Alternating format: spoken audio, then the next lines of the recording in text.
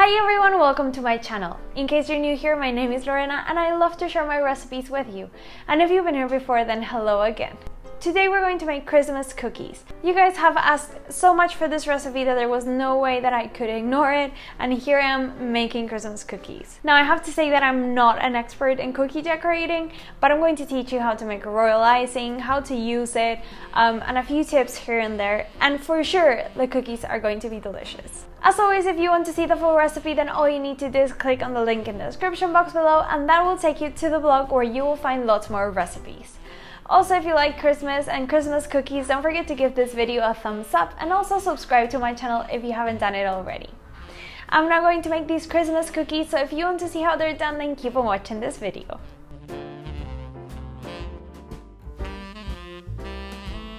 So the first thing that we're going to do is cream our butter with the sugar and also the salt. You can add the salt at this point or at the end with the flour, it's completely the same. So I'm going to cream it until we have a creamy texture.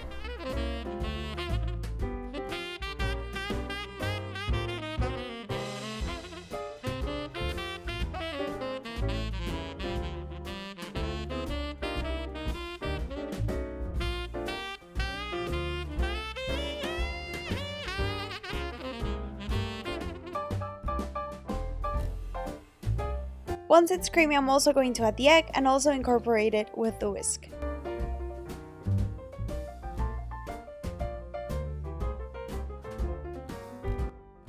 Now I'm adding the vanilla extract and also the spices. I'm using cinnamon, cloves, and also ginger.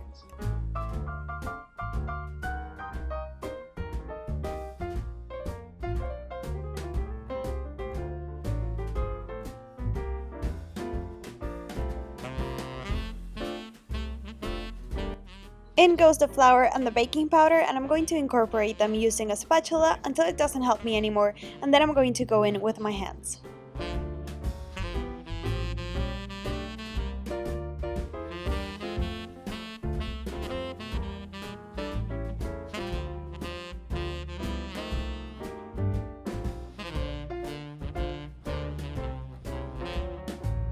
Once the dough is ready, we're going to cover it up and let it rest in the fridge for 30 minutes.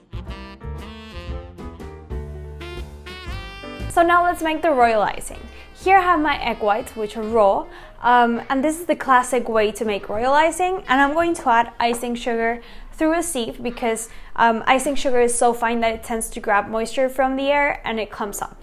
Now, the egg whites are raw, so if that's something that you're concerned about, you can definitely pasteurize the egg before you use it, and I'll tell you how to do that in the recipe, so make sure you check that out if that's a concern for you.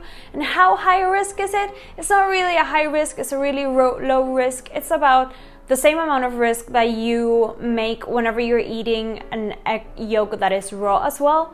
So if you don't mind, then you can do it like this, like I'm going to do, or if not, you can pasteurize it or buy pasteurized egg whites. I'm going to sieve my sugar now into the bowl.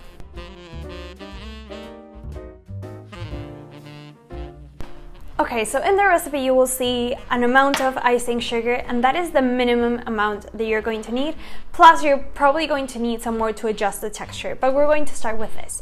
We're going to whip it up until we have until it comes together really, and then we're going to adjust the texture. The way you adjust the texture for royal icing is you either add more sugar to make it thicker, or you add a bit of water to make it lighter. And so what it will depend on is what you want to do.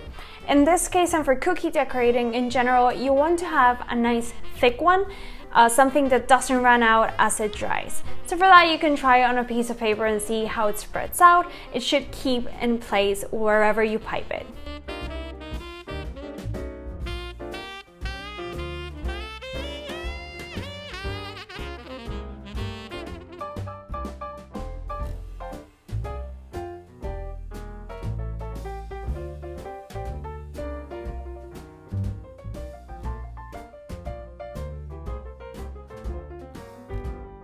Royal icing tends to create a dry crust on top really fast. So you could place it in the piping bag right now, or you could do like I do, which is to place a bit of kitchen paper on top that is really wet, and you want it to touch the surface of the royal icing.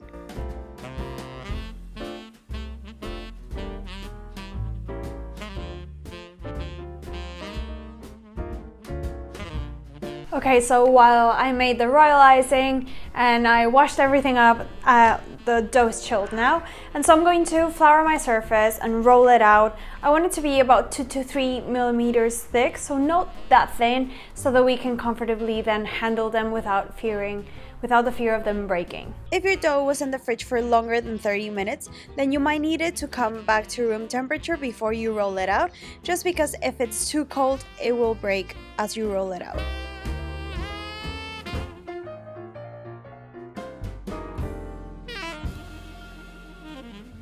This dough is quite delicate, so you want to use a thin spatula to lift the cookies off the table.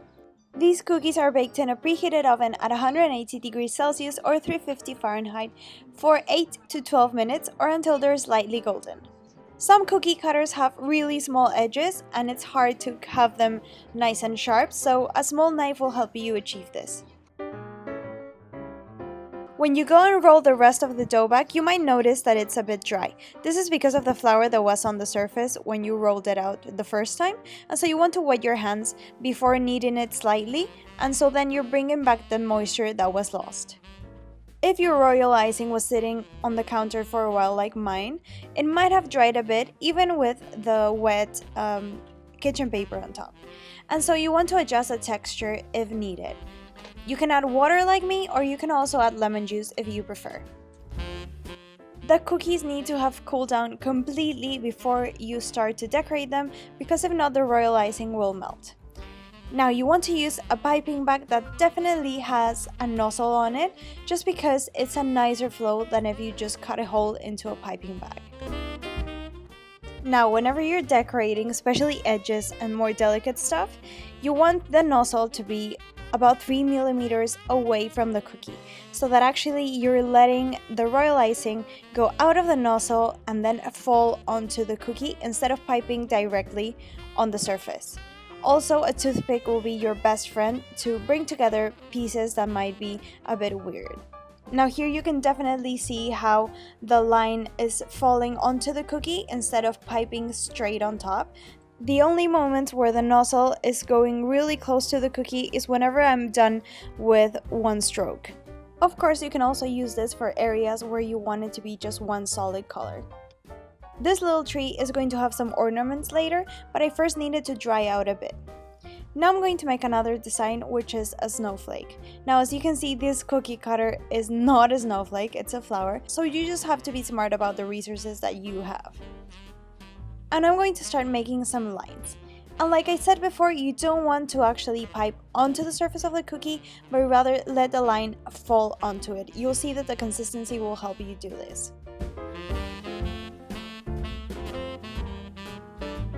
And like I said, the only moments where the nozzle is going closer to the cookie is whenever I need to finish that line or stick it to another thing that I've drawn before. It's a good idea to draw out your designs before you actually start decorating the cookies, because sometimes when you just start drawing, it becomes a mess.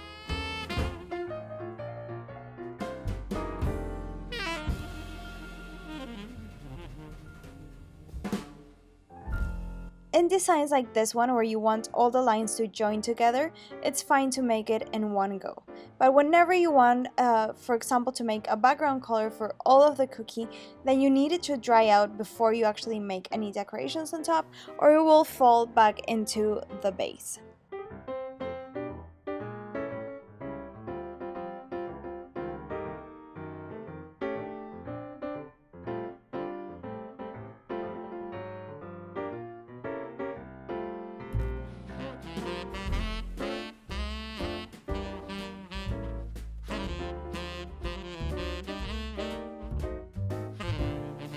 On this line here, I made a mistake because I started too low, and so what I'm going to do is remove it with a toothpick. It's pretty simple to make, and if it's a whole section and not like mine that is next to another line, you can also use a piece of kitchen paper to remove it.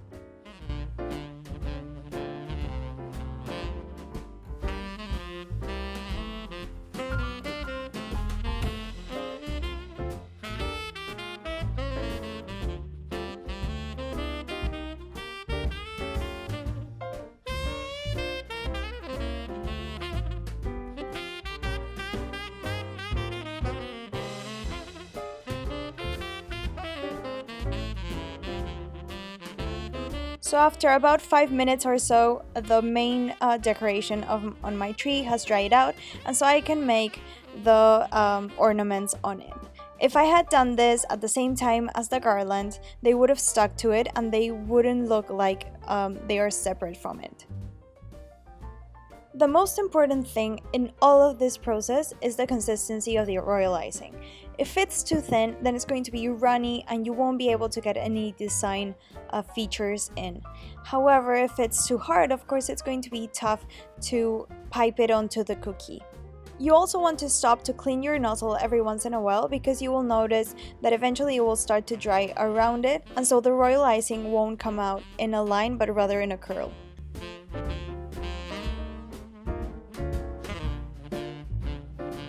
Like I said, you have thousands of options of designs for your cookies, and you can choose the difficulty that you want to make. But I did want to show you this snowed tree design, which I think is so cute. Now, if you notice, I only used white to decorate my cookies, and this is because it just makes the process so much easier. If you use gel or liquid food coloring, you want to make sure that you correct the texture after adding it. So if it's too thick, then you want to add a bit of lemon juice or water, and if it's too thin, you need to add more icing sugar.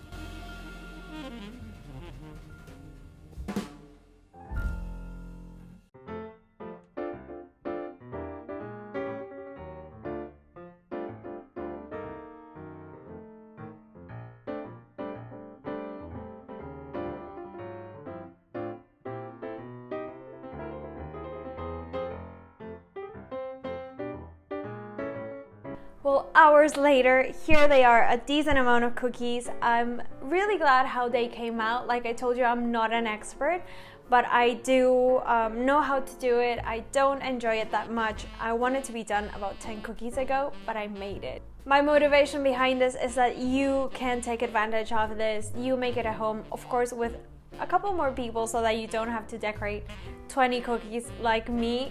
And of course a few will flop, but you can eat them, which is what I did, so I'm a happy camper.